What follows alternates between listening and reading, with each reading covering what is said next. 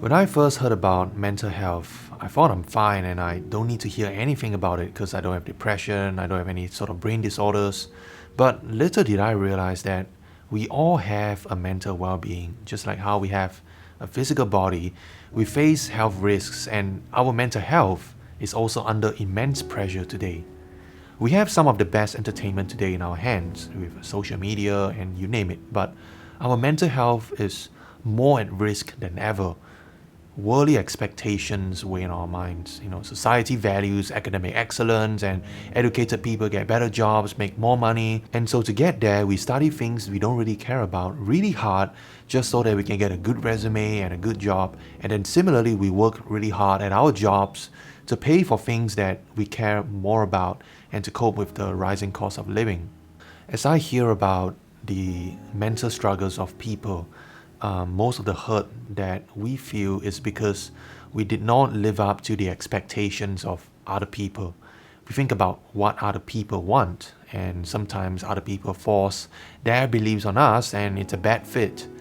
But what if we remove others from the equation? Can we even do that? Mentally, I think it's possible. Because when we stop caring about what other people think, we care about ourselves, and self-care activities nourish our mental well-being and reduce the mental health risks. And I just want to share some of these activities because they are surprisingly easy, free, and available anywhere. Exercise is a universal solution. We are born to move, and our bodies are designed to heal itself. And the more activity we have, the healthier we can be. But we tend to be lazy, and I have a friend who couldn't walk due to a disability, and I admire the fact that he still goes to the gym regularly to lift weights to get the exercise that he needs. So if he wants to do it, then how much more could we? The second activity is to meditate. It's another free and easy thing that we can do anywhere to relieve mental stress. I recently came across a philosophical TikToker, Josh Terry Place, who makes motivational 1 minute videos. And in one of his videos, he talked about meditation and he compared that with physical exercise. He was saying that we lift weights because we are not strong enough, and we hope that after lifting weights, we can get fitter. And similarly, we should also meditate even though we're not good at meditation. And I'm so guilty of that because I know that I've recently not been keeping up with those meditation exercises of just sitting still for 5 minutes and just focusing on your breath. It sounds really simple, but I haven't been really doing it so frequently or consistently. The effects are profound on my entire day. Now every day when I wake up, I try not to reach out for my phone anymore because I know that's not really good mentally. So I actually spend the first 5 minutes of my day, just focusing on my breath and being appreciative of my environment, being appreciative of what I have, and that really sets the tone and the context of my entire day, and the benefits are really, really good. So I think that we should meditate more often than we think we should, and make it a daily, consistent habit. Work can suck, and we should make the best time of our time outside of work also. Do something that excites us. Time is precious, and some hours are even more so than others. So what we do after work has a direct impact on our mental well-being as well. Some people convert it to dollars through a side hustle, others lose themselves in entertainment. I think there's no right or wrong as long as whatever they were doing is for our happiness. But we can do both at the same time, kind of like a fun side hustle, or simply just let go and slip into the light. Once we have filled ourselves with self-care, we must return to the world of people and face our problems.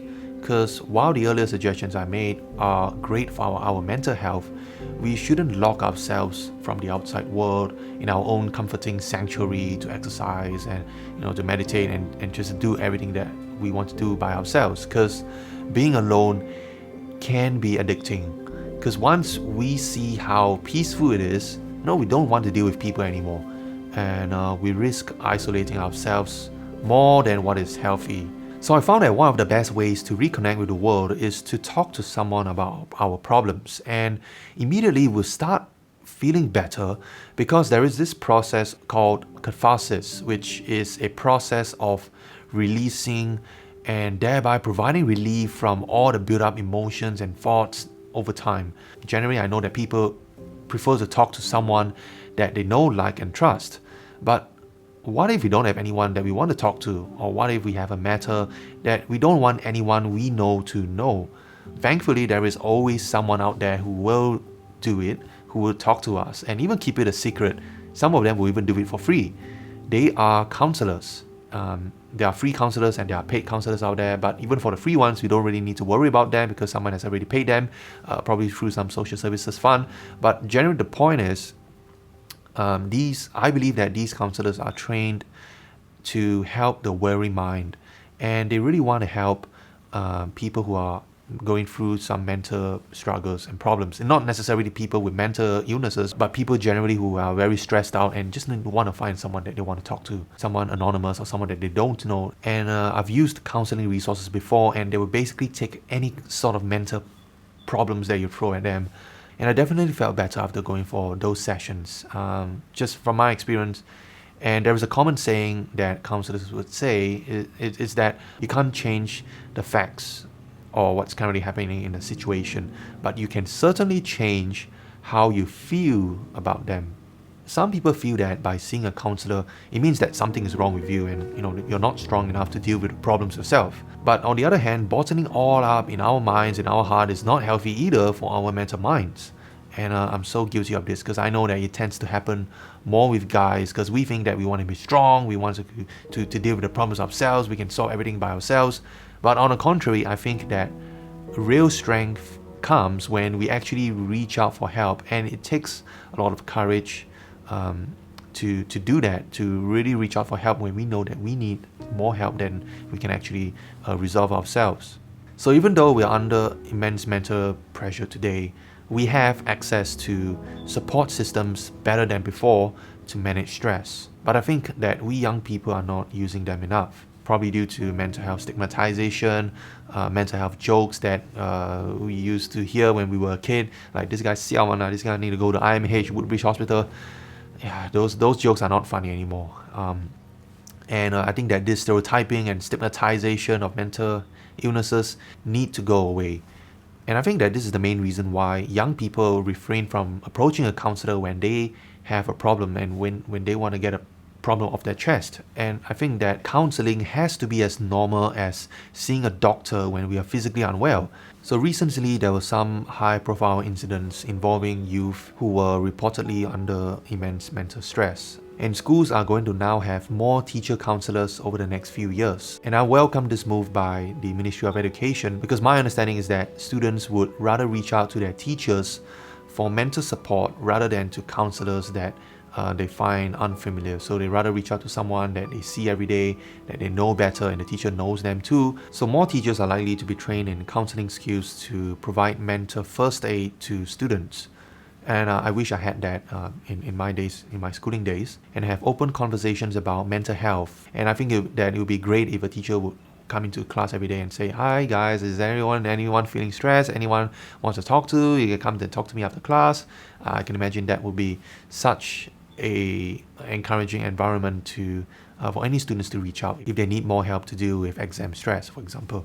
It is impossible to completely get rid of stress, and we can't change most of the things that are causing us stress. It's not in our control on the input side of stress. But on the output side, we have every ability to reach out to someone, to talk about our problems and to release it from our chest. And most of the time, I believe that we know the solution to our problems. We know what to do, but something is blocking it. It can be a hurt, it can be a grief, a pain.